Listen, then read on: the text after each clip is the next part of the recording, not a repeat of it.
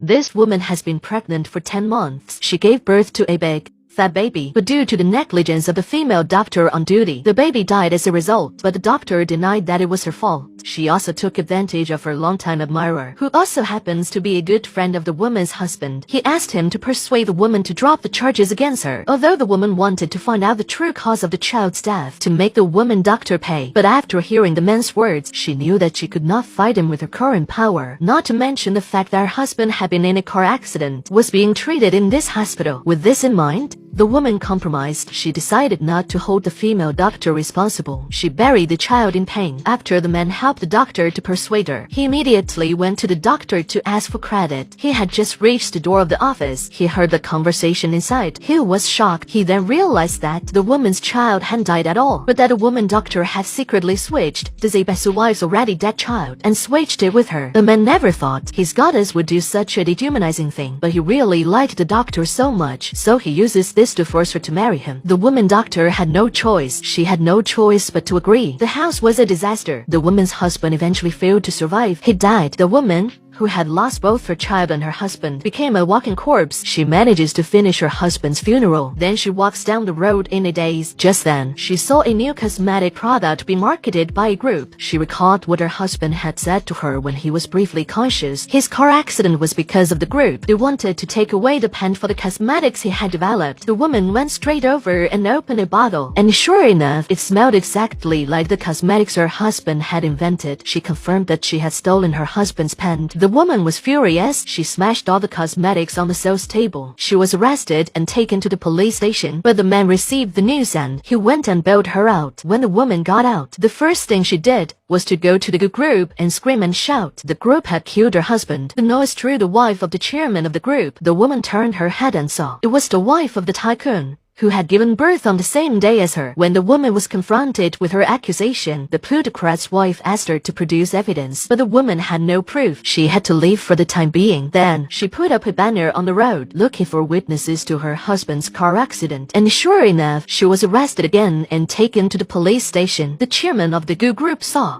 that a woman was determined not to give up, so he framed her for embezzlement of public funds. She was then sentenced to 2 years in prison. He even cut off her contact with the outside world. He tried to turn her into an invalid. 2 years later, the woman was finally released from prison. When she returned home, she finds that her home and farm are now owned by the Gothic group. The woman's heart is broken. She wanted to end her life, but in a trance, she thought she heard her husband's voice telling her not to do anything stupid. She must live her life to the fullest. The woman could no longer hold back her tears. Then she resolved to avenge her children and her husband.